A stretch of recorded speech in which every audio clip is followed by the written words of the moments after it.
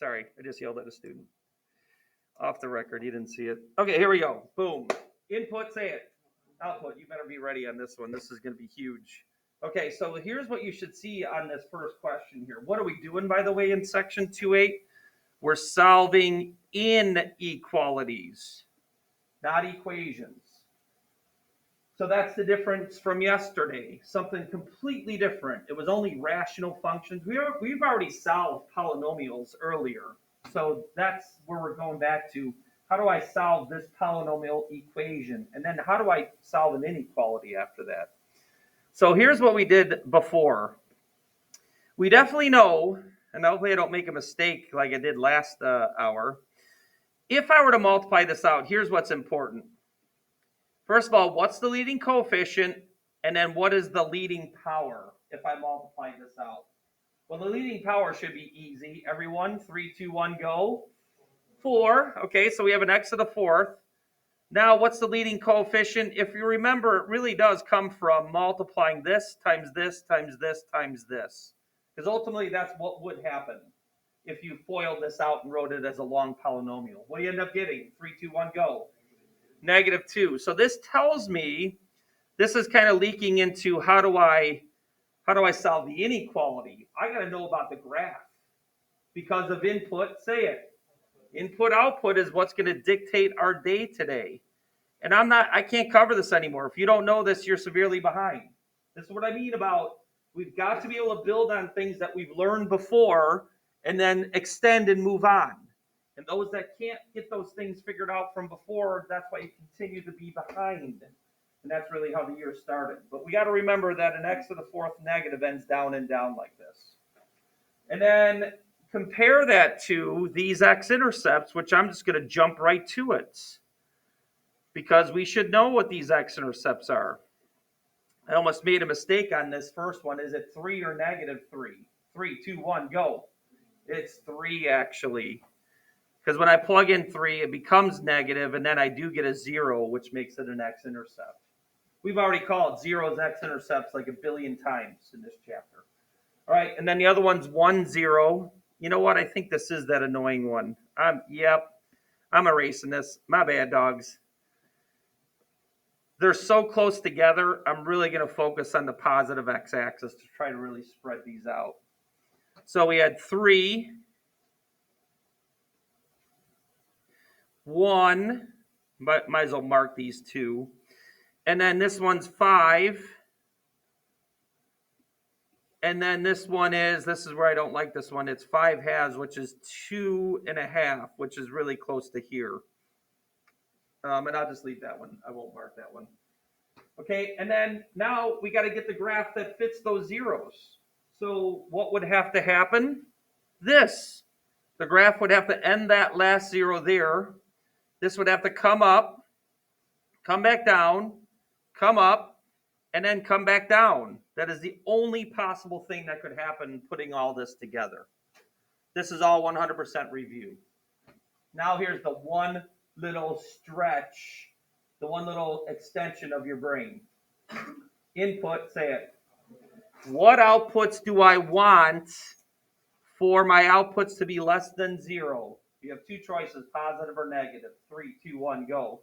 Negative. We should understand we want negative outputs.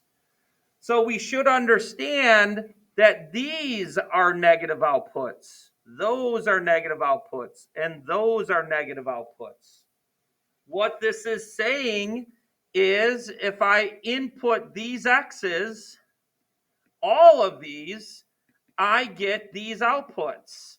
So if I input, let's say, -2 into this, I will get a negative number as an output. Less than 0, is that true or false? What's the answer to that? True, and that's what it means to solve an inequality. You're trying to get the numbers that satisfy and make the inequality true. Same thing with equations.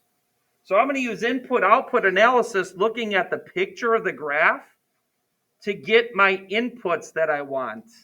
And it's those blue ones that I put for the x's. Again, to reiterate and repeat myself, 6, 7, 8. When I plug in 8, I'm getting some negative number as an output. That means when I plug in 8 for x, I'm guaranteed to get a negative output.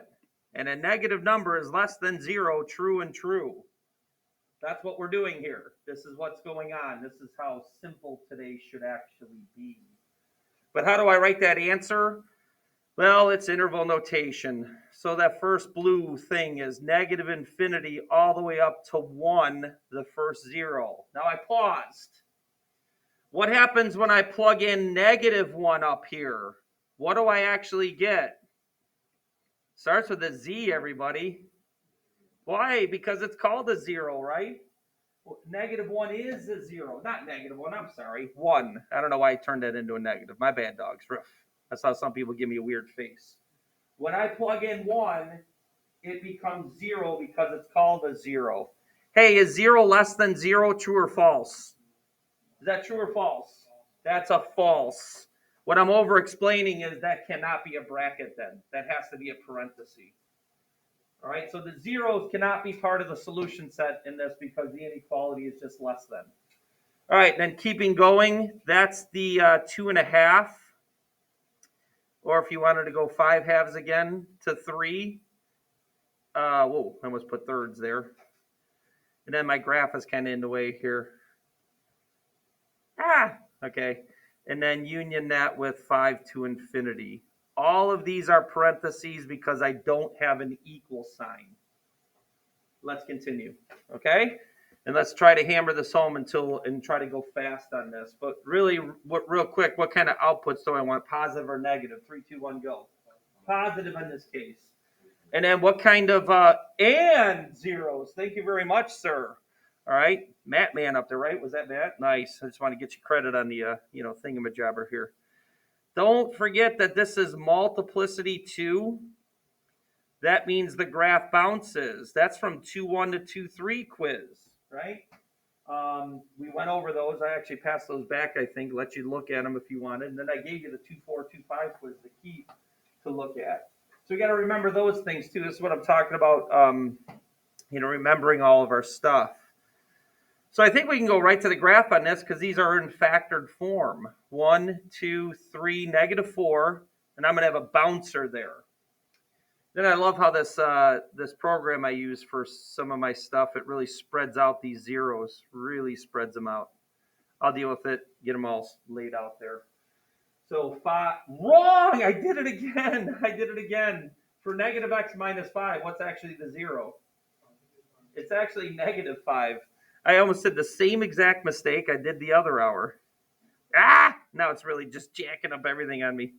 All right. So hopefully you understand that. I went too fast on that negative x minus 5 0. That's actually negative 5 as a 0. All right. Because if I plug in negative 5, that becomes 5 minus 5. Sorry about that. 1, 2, 3, 4, 5, 6, 7. These are really spread out. All right. If I were to multiply this out, what would it be? X to the what power? In 3, 2, 1, go. 4. Ivo was first. Getting everyone's names in here. And then if I were to multiply it out, what would be the leading coefficient? Positive or negative? Negative. You got that negative x, so it's certainly, and it's actually negative 1. All right, so it's the same old. It's going to be ending down on both ends. Now, remember, this is the bouncer right here. So it has to go through this 0, come up a little bit, come down and bounce. And then I really can't go too high on this, so we're going to cheat and just make it a real low loop and then hit that last 0 like that.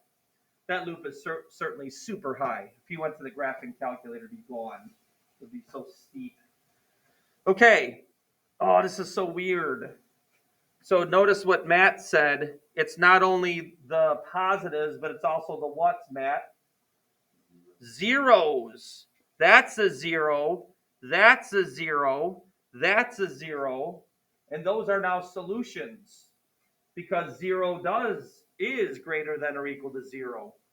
When I plug in negative 5, negative 4, and 7. And then it's also these positive outputs. So it's these x values actually uninterrupted. All right? So that's what's interesting about this. This one actually ends up being from -5 to 7, because that includes everything up to -4 and everything after -4 as possibilities that give me positive output values. So again, notice I shouldn't have colored this in yellow. Sorry. This should, or blue. This should be colored in yellow. These represent the outputs that make the inequality true. It's the inputs that I need to answer. What do I have to input to get those outputs? I have to input from -5 to 7. So that's why input output's huge throughout the whole year. Hey, what was I nice enough to add next to negative or number 5 for you? What did I put there? What number? -3. Look up in the directions what I also added. Hopefully I put parentheses as a correct spelling. All right. So this is why I did this, because this is how it's going to work on your test. You're not going to get to use your graphing calculator on Friday. We're going to take care of all those things. You'll have the pictures you need or whatever, or we'll give you the pieces of information like this right here. So obviously you can see this one is not in factored form. So I wanted you to practice your synthetic division to prove, and then your factoring after that to find the other two zeros, because that is a huge component of our test. -3 times 3 is -9, -20. This is 60. This is 25. Nice. Then -3 times 25 is -75. Proof that this is a zero. Feel free to do this. I often do this. This is now a depressed polynomial, and I go ahead and write it as that polynomial right now. Because then I can go ahead and start factoring this. Now, this has been happening too many times for us to still be struggling with factoring. I hardly ever have this number bigger than 3 or 5. There's really usually only one possibility as you start off this factoring. So here we go again. We have 3x squared yet again. If you still don't know that that's 3x and 1x in there, I can't help you with factoring anymore. I'm done. I quit. All right? I just can't do it. I can't think about it anymore. What's causing students not to be able to factor correctly? And then, come on, we got a -20 in the middle. But then it's a positive 25 as the last term. So that guarantees I need two negatives here. And this has to equal positive 25 when I multiply them. Okay, so that's the kind of things I don't think we're thinking about that are struggling on this. You know what? 25 is too big in 1. I'm just going with 5 and 5 and then see if it works. Does it? Actually, it does. Because what's 3x times -5? What does that become? -15x, and then what is this? -5x. You add those two together, you do get -20x. So again, you can say what you want about factoring. I still almost cover it every single day. Almost every single day. All right. Now I'm done. We're going to go ahead and do our graphical analysis right off the bat. And then for this one, we can go kind of small. Are they spread out? Yeah, a little bit. -3, 1, 2, -3, the original one that I gave you. 5, a little bit farther away. 2, 3, 4, 5. And then 5/3, which is 1 2/3, somewhere in there. Okay, so that's all you really need. You don't need much for your graph. I just need this. And then a 3x cubed positive would have to be like this. Boom, boom, and boom. Remember, a positive x to the third ends like this. Okay, input, say it. What outputs do I want? Positive or negative? 3, 2, 1, go. Negative. So it's this and this. So these are the inputs that I must name from there to there. Okay? When I plug in this x value, I get a negative number. So when I plug in -4, when I input -4, I get a negative output. Negative is less than 0, true. That's why this is working. This is why this is so simple. All right, so the final answers are -infinity to -3, bracket or parenthesis. 3, 2, 1, go. It's brackets because the zeros are solutions. When I plug in -3 for x, I get 0. 0 is less than 0 equal to as well is a true statement. So that's why this works. All right. And then union that with, in between these two, let's get fancy and turn it back into a fraction. 5/3, comma 5. Okay. Whew. Now I did the next one because I wanted a double depression. Didn't I put two numbers next to number 7? That's because I got to break down an x to the 4th down to an x squared and then factor after that.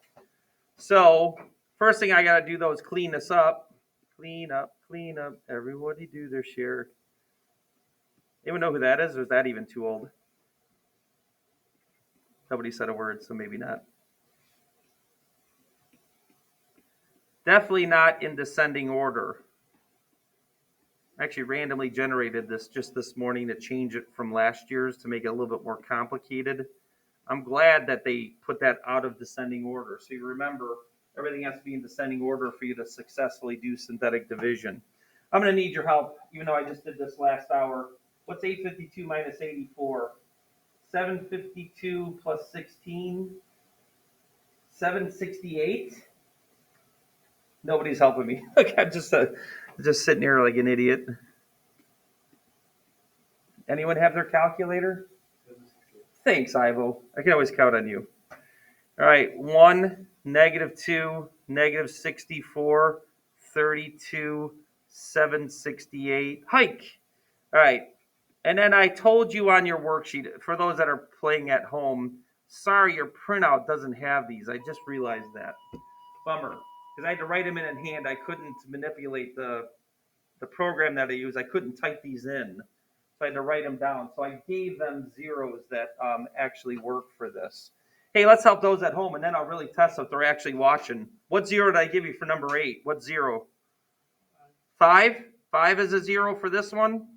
I ain't giving you nothing for this one because that's an x squared. That factors right away.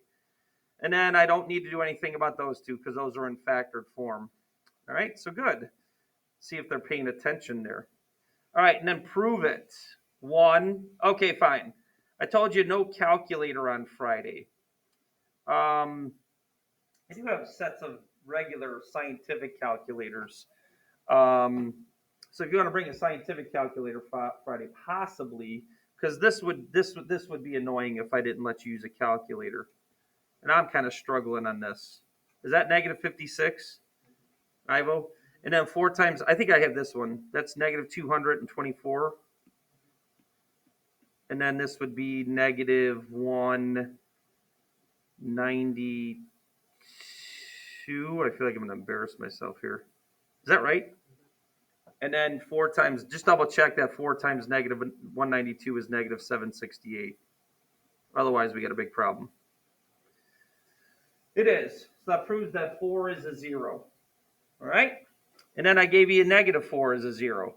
So here's what people are doing wrong. You double depress.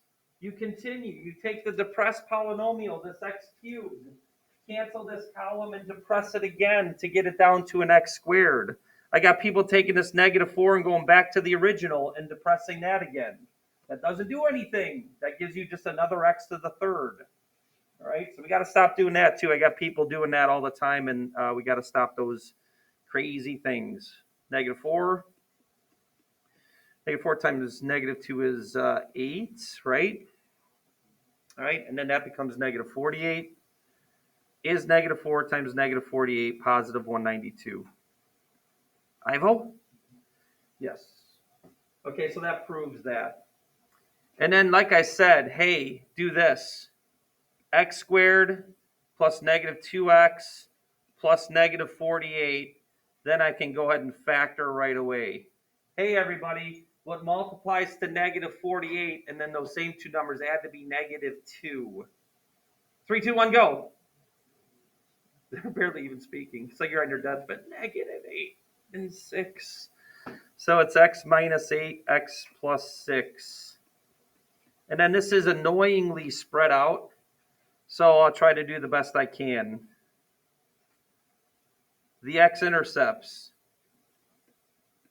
are 1, 2, 3, 4, 5, 6, 7, 8, 4, -4, and -6. Love how this worksheet really spreads out stuff for us. Hey, and by the way, it's a positive x to the fourth. No special zeros, no double zeros. And then I'm going to be a bum and just kind of keep that real low and then hit here and then here. And then everybody, what do I want? Above or below the x-axis? 3, 2, 1, go. Above. I forgot to put greater than or equal to 0 after subtracting the 84. That is why above is going to work. Do I want the zeros as well? Yes or no? Yes, you do. Okay, so there's your good outputs. Here's your good inputs. It's the blue that you do. Okay, so negative infinity. What was that? -6. Union that with the -4 to 4. Union that with 8 to infinity. Again, brackets because, whoa, I'm going to finish that infinity off, I guess. Brackets because those are the zeros. And actually 0 is less than or equal to 0. That's why that's part of the solution set. So again, do you understand how this is just a little bit of a stretch? You already know how to find synthetically divide to find, zero or prove that they're zeros. I gave you to them. You know how to factor, you better. And then you know how to get those zeros and make the graph. All review. But then the analysis of an inequality. That's the only additional thing. Okay, now look at what we got. And I probably only have time for 2 more, maybe 3. 37. Okay, I think I only did 2 more in the other hour. I don't know if I quite like this one, the fractions, but it's okay. It actually is all right. So I want you to think about when we were graphing inequalities, and actually I was going to do that. I was going to pull an old worksheet to remind you what the pictures look like. But really, when you're solving an inequality, I just need to know, well, let's answer. Where am I looking? Above or below the x-axis? 3, 2, 1, go. Above. So it's just like the last stuff. But now this is what I want you to remember. For a rational function, where did things get separated between above and below? And the answer is still the x-intercepts, but it's also the vertical asymptotes. Remember the vertical asymptotes, the graph comes down here, and then on the other side it's up here. It's like they're like totally separate on each side of the vertical asymptote. And that's what we're going to see again with this. So to simplify matters, for solving an inequality with a rational function, I only have to find the x-intercepts. And again, this is review. This is why you should say, okay, yes, I remember this. The zeros of the numerator are the x-intercepts. That is definitely an x-intercept. The zeros of the numerator are an x-intercept. That is an x-intercept. Always at x-intercepts, just like in the previous page, the graph is from above to below, or below to above the x-axis. Positive or negative outputs. All right? But then another thing where the graph tends to change from above or below is the vertical asymptotes. And these are really the only 2 key components for solving a rational inequality. And that vertical asymptote happens to be at x equals 4/3. Have the ability to solve that without any problems there. Now, I will say this. Let me ask you this for overall thinking of the graph. What's the numerator's degree? What's the numerator's degree? 3, 2, 1, go. 2, good. What's the denominator's degree? That's easy. 3, 2, 1, go. What kind of asymptote should we have? Should we have a horizontal asymptote?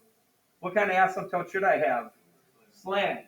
Doesn't matter on this. Don't go finding it. It doesn't determine where the graph is above or below. We're at least a little bit. But just know there's a slant asymptote, and then go to your graphing calculator and prove it. Now, I will tell you this. We will provide this graph if we have a question like this. So you'll just have to analyze. That's it. And I'm going to go ahead and do the fraction button. I got myself in a conundrum last hour, not using the fraction button to graph this. Let me hide this. Okay, so fraction button, 3 parentheses. You feel free to play at home as well. X minus 1. Kind of really hard for me to do this. And then open up an X plus 5. Whew. Energetic day today for Mr. Samulus. 3x minus 4. Shut it down. Oh, I don't even need that parenthesis. I don't know why I did that. I think that actually might cause me an error by putting that. Okay, then let me get this expanded out so we can see this. And there we go. There's the slant asymptote situation. And thank the maker. I barely do see this up here, so I do know what's going on. This is slanting this way. But where is it? Above or below? Say it. 3, 2, 1, go. Above. All right, so now I know that picture is there. From this that I've seen here, I can make I'm in the way over here. Okay, I can tell what this graph is doing. So, real quick picture, and then I'm going to go ahead and get the answer. So at 1, 0, no change of colors. -5, 0. And then at x equals 4/3, which is between 1 and 2, I have a vertical asymptote here. This is what I witnessed. I witnessed that slant asymptote situation, and I witnessed this go down to this vertical asymptote. And then I witnessed that I had another piece up here that's acting towards the slant and vertical asymptote there. That's all I need to know. So that's why the slant asymptote is not important to find in this question. I just got to know where that chunk of that graph is. And then one more time, what did you guys tell me, above or below? What do I want? Above. So here's the interval that is above that creates my positive outputs. That's what those are. Those are positive outputs, that graph existing up there. And then this is my other set of positive outputs, which is these inputs that make those positive outputs happen. This is how you do it, okay? This is as simple as it can get, just adding that little component there. Now, this is from -5. What do I put on -5 to 1? Brackets or parentheses? It is parentheses because this is not equal to. And then I'm going to tell you something right now. This is always parentheses. You can never, ever, ever include a vertical asymptote as a solution. A vertical asymptote is an undefined value for the function. That's why we get that vertical asymptote. But you wouldn't have made that mistake because it was parentheses all the way through. Wait till the next one. And I did want to end with this one, so I'm going to go skip this one. Remember, I just said do the evens. Did I say evens or odds? Okay, whew. I thought for a second I might have said odds on the thing. That doesn't make any sense. I'm doing the odds right now. Okay, so the only thing with this one is it's not factored, so I can't find things right away. So that's what you got to do. You got to factor. So I'll zoom in on this. For the love of dog, maybe I should give you a second. Go ahead and factor. And go ahead and factor. And you try to do it yourself. Unfoil. Don't do the long 4-step method. Get your brain to start thinking about, F, O, I, and L. F and L starts it off. O and I, make sure you got the correct middle term. I actually freeze it in class, but you will at home. You could freeze the video if you wanted to do it yourself. I'm going to get it started. So frozen here. This has to absolutely be this and this. Same 2 cases. This times this equals that. And then to get that with this term here, you might start with, but good googly moogly. Like if you put like that big number there and that there, and this is like -50. No way. We're gonna go with that classic this and this. And then I have this kind of term here. So this should be that. And then this should be that. And then that gets me the middle term. Boom. That's good foiling, which is good factoring. And same thing with this one.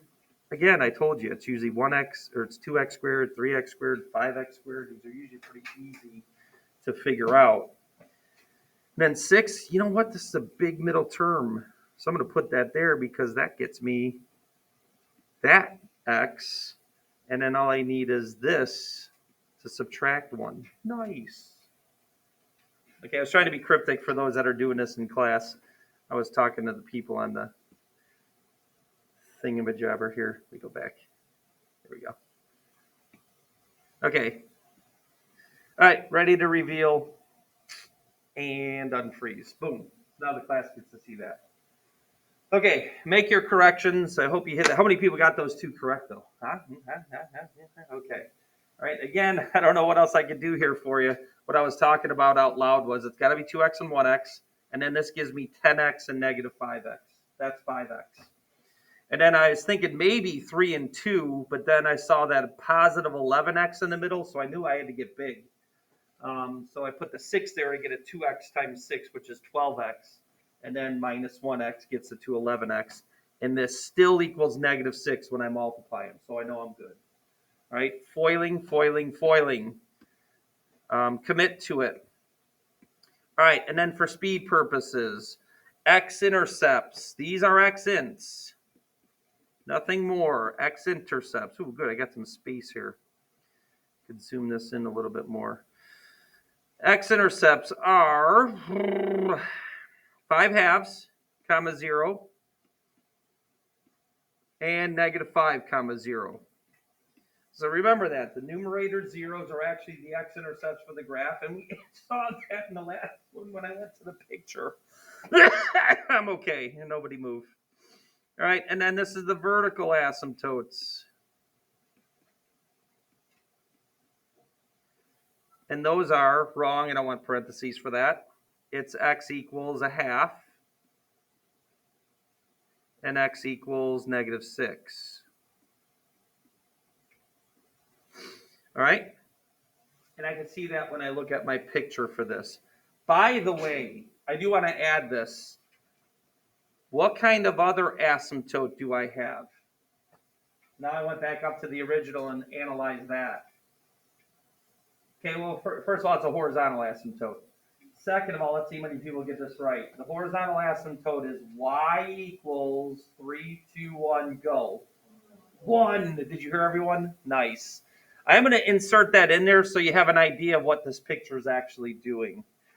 So it's y equals 1 because you have those equal degrees. X squared over x squared, it's actually y equals 2 over 2. And that's where they got 1 from. So fine, I'm going to go ahead and put that in there. Y equals 1. X equals a half. And x equals way out to negative 6. 3, 4, 5, 6. And then it's just proving my point that these are where the graph changes from above and below. And then also the x-intercepts. So going back to the x-intercepts, I'm at negative 5, 0, 1, 2, 3, 4, 5. That's an x-intercept. And then this is 1, this is 2, 5 halves. I'm struggling here. That's 2.5, right? So 1, 2.5. I was kind of struggling on that number for a second. Right? 5 halves, 2.5, 2, 2, yeah. All right, so that 1 is that x equals a half, and then that x-intercept is over there. Now, I got to extend this out a little bit more. Okay, and then I guess I do have to spend the time to go to the calculator, and this will be the last one. Boom. Let's move this over here, and then go ahead and put, nope. Where am I going here? What happened here? What can I get in there? There we go. Do I delete? I don't know if that was worth it. Let me just clear out the whole thing. Clear, just get out of here. Second, or alpha, y equals, not second, and then 1. If you're not using the fraction button and you have it, that's a mistake. Take advantage. Used to be anti this button because it's order of operations then, and usage of parentheses to denote the numerator and denominator differently. is a skill. What's he blabbering about? I don't know. I'm just blabbering as I get these typed in. Boom. Okay. And that's what I expected. And I was going to say that too. To the left of this asymptote, there is no x-intercepts. So I assumed, and it's not a bad assumption, that the graph has to be up here. Has to be. And then this is the only part I didn't know. I wouldn't have known this until I looked at the picture. You could input output in order to find that. Yes, horizontal asymptotes can be crossed in the middle. So that does happen, and it did. What this horizontal asymptote does, though, is controls this graph and keeps it from rising any further than that.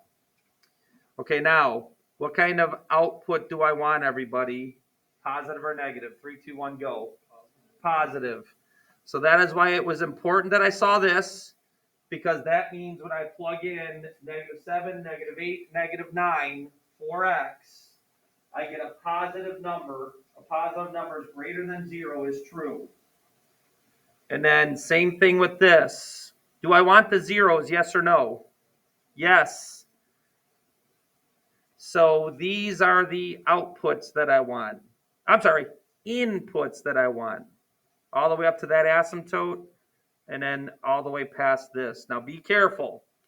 Remember what I just said before. This is negative infinity all the way up to this asymptote, which was at -6. But never, never, never can an asymptote be a solution. The graph is undefined at -6. So make sure you make a note to that. That would be like a little half point off if you were bracketing away, because Mr. Samuels told you brackets. It's brackets on the zeros. Never the asymptotes. That's why this is going to turn into a parenthesis there. Okay, and then I will put that here, maybe here. The graph is undefined at these. That's why these cannot be brackets, I mean. Undefined here. So no way. That's definitely a bracket. What was that last one? 5 halves. These are zeros. That's why you could actually spell zeros with or without an E. That's why these are included. Zeros are included. Asymptotes can never be. All right. So hopefully you get the gist of the whole thing and understand how that was all review of graphing that. Then all it is about analyzing out of that in order to solve the inequality through graphing. Bless you. See, I am nice.